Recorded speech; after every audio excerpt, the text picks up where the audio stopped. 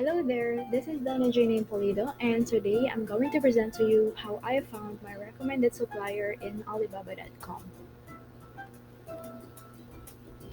This is the quick overview of our presentation. First one is the introduction for supplier sourcing, followed by the common Incoterms used in negotiating with suppliers.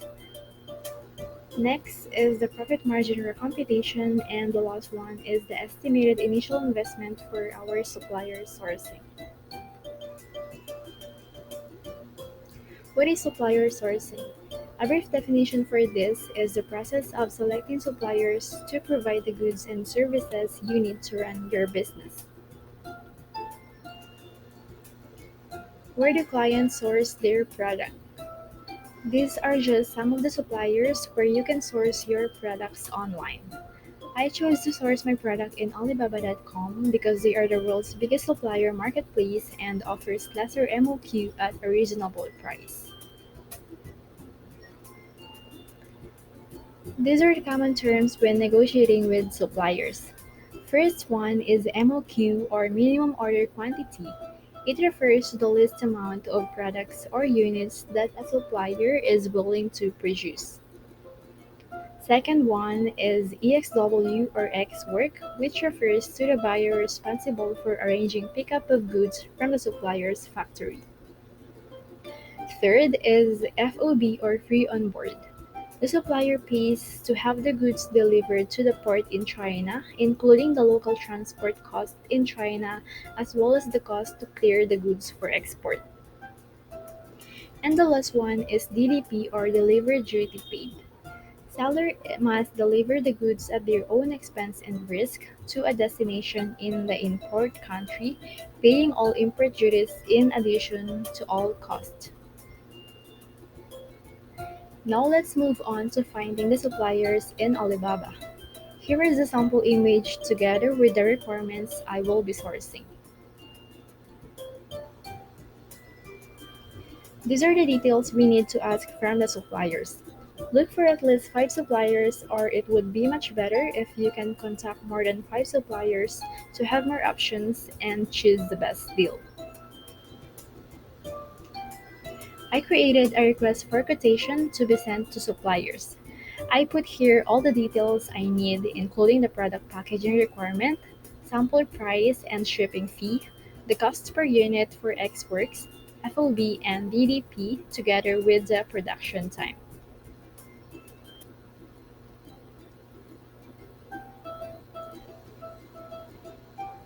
After deliberately communicating with the suppliers, here are the gathered data I have from my top 5 suppliers.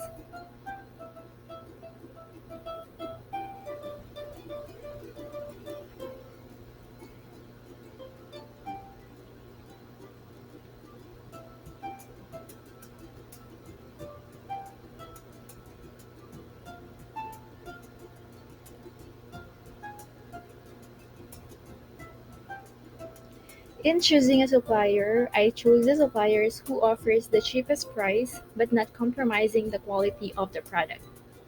This is the final computation with all the costs, including the shipping customization of logo, packaging cost, and barcode printing. I computed the export price, FOB price, and the DDP price per unit for 500 and 1,000 units using the Amazon profitability calculator. From our previous product research, we have a profit margin of 55.93%, but now for our supplier sourcing, the profit margin decreases. However, they still met all the 30% profit margin criteria.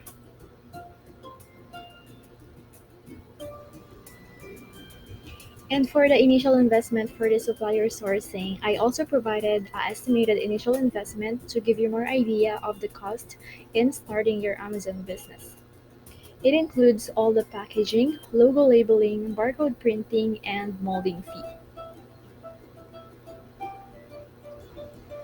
Second I considered is the quality of the product. Both of them is made from durable lightweight anodized aluminum and the handle comes with insulated silicone jacket. The packaging is secured with bubble wrap and brown bags to protect the item during shipping. They are both wear resistant and the coating of the pizza paddle is not easily peels off, making it an edge to the competitors. Third one I consider is the company profile. Both primary and secondary supplier are verified and offers trade assurance to protect your business from risk of getting scammed.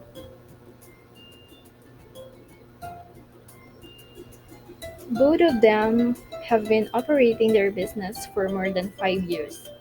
I also check their transaction count and transaction amount, and they are consistently growing their business from time to time.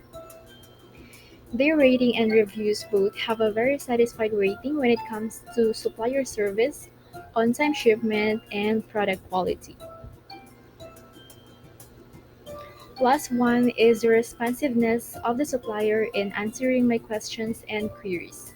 English proficiency is also important to avoid miscommunication when negotiating with suppliers. My primary supplier is moderate in answering my questions and has a basic English proficiency, while my chosen secondary supplier is responsive and conversational in English.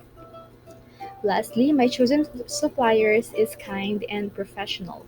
With a good relationship with the suppliers, you can gain better value for your business if you have a good cultural relationship with them.